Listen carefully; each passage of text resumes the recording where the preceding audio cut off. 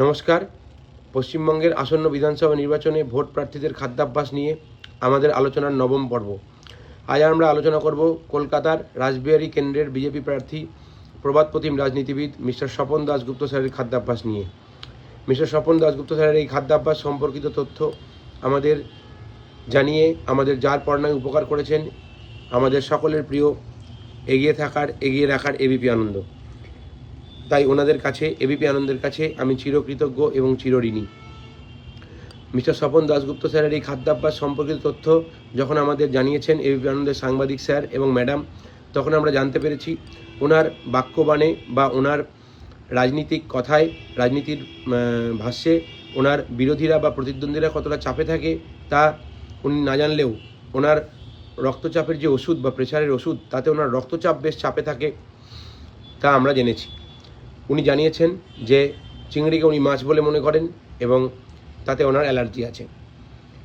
অন্যান্য বিজেপি প্রার্থীদের মতো উনি কিন্তু মাছের কথা বলার সময় গদগদ স্বরে জানিয়েছেন মাছ ছাড়া ওনার চলে না।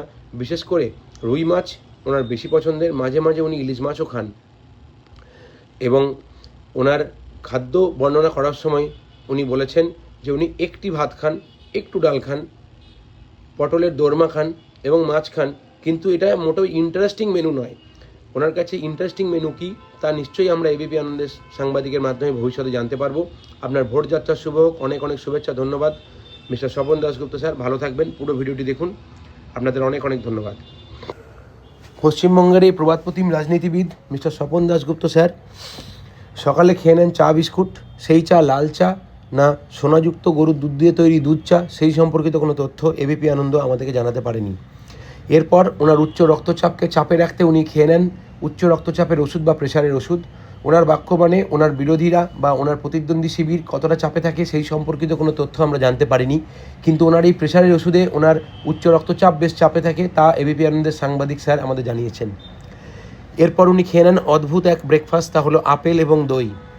দুপুরে উনি যে মেনু খান বা যে খাদ্যাভ্যাস ওনার আছে তাতে আমরা দেখতে পাচ্ছি একটি লাল সাদা টেবিল ক্লথ পাতা টেবিল, সেখানে রয়েছে কমলা রঙের বা গেরুয়া রঙের পাত্রে সাদা ভাত।